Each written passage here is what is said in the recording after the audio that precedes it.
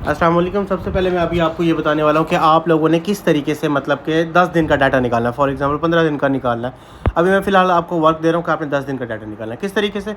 For example मैंने अभी आपको लिस्ट भेजी होगी तकरीबन कोई 10 से 12 ऐप्स की, ठीक है। आपने उन सब का डेटा निकालना है। किस तरीके से निकालना है? यहाँ पर फॉर एग्ज़ाम्पल डेट है, ये पूछ रहे हैं स्टार्ट कहाँ से लेनी है और एंड कहाँ तक करनी है। अभी हम जो है ना स्टार्ट जो है ना यहीं से लेते हैं। हम कह रहे हैं 13 तारीख का ही चाहिए, नीचे और ऊपर हमने सेम डेट रख देनी है। 13 से लेकर 13 तक की हमें टाइम टेबल चाहिए, ठीक है। यहाँ CLI सर्च का ऑप्शन आता है। यहाँ पर फॉर एग्जांपल लिखता हूँ, मैं कहता हूँ बाय टी प्लस का मैंने, ठीक है ना, बाय टी लिख दूंगा मैं। तो ये समझो कि ये शॉर्ट नेम यहाँ पर CLI के अंदर यही शो होता है। पूरा लिखूंगा नहीं, मैं सिर्फ शॉर्ट नेम लिखना है मैंने। उसके बाद मैंने शो रिपोर्ट्स पे क्लिक करना है। शो रिपोर्ट्स पे जैसे मैं क्लिक करता हूँ ना, तो मुझे इसने बता दिया कि ये देखें, आप टाइम देख रहे हैं और डेट भी देख लें। ये 3/13 3/13 3/13 3/13 3/13 3/13 3/13 मतलब 3 तारीख और 3 महीना और 13 तारीख की ही ये सारी टेस्टिंग है। मतलब बाय टी प्लस पर आज 16 टेस्टिंग हुई है कंप्लीट। ये देख रहे हैं आप, टोटल 16 टेस्ट हुए हैं और सब के सब तंजानिया पे हुए हैं। तंजानिया के नंबर पे ही टेस्टिंग हुई है और अल्हम्दुलिल्लाह उसके ऊपर उन सब को मौसूल हुआ है ये जो अपना OTP। तो इस तरीके से आपने फॉर एग्जांपल बाय टी की आपने चेक कर ली कि हाँ भी 13 तारीख को इतनी टेस्टिंग हुई है। अब मैं कहता हूँ 13 नहीं, अब मैं चाहता हूँ कि मैंने इसके ऊपर 12 तारीख की टेस्टिंग देखनी है। 12 तारीख से दोबारा भी मैं 12 क्लिक करता हूँ। 12 से लेकर 12 तक की मैंने टेस्टिंग चेक करनी है।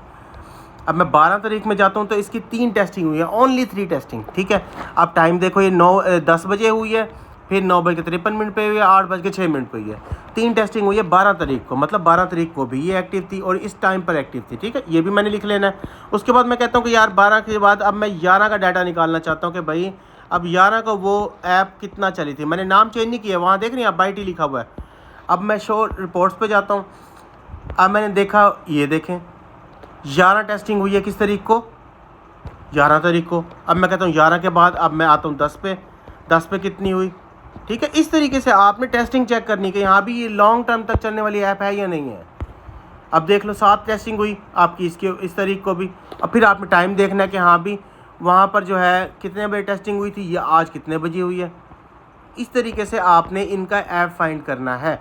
फिर आपको पता लगेगा कि ये ऐप जो है डेली के डेली एक्टिव हो रहा है। क्यों हो रहा है? क्योंकि इस पर वर्क हो रहा है। इस तरीके से आपने यहाँ चेंज कर लेना, यहाँ पे आप लिख देते हैं आई एंड लिख देते हैं, तो मतलब इन ड्राइव की टेस्टिंग चेक कर लेते हैं। इन ड्राइव यहाँ पर एक दफ़ा टेस्ट हुआ, फिर नेक्स्ट डेट के ऊपर चले जाते हैं कि हाँ भी ये 13 तारीख का फॉर एग्जांपल लगाते हैं कि हाँ भी आज कितनी दफ़ा टेस्टिंग हुई इसकी, ये चेक कर लेते हैं। जब हुई होगी तो आपको बता देगा, नहीं होगी तो नहीं बताएगा। आज 2 दफ़ा टेस्टिंग हुई। इस तरीके से आपने सारी चीज़ें फाइंड करनी। मेरी जान कोई इतना मुश्किल नहीं है।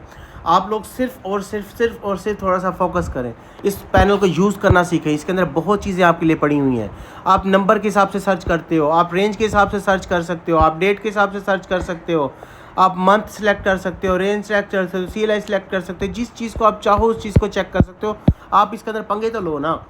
यहाँ से आप जो है ना 25 लिखा, इस पर ऑल पे क्लिक करो, ये जैसे शो करते हैं सारी चीज़ें आपके पास हो जाएंगी शो।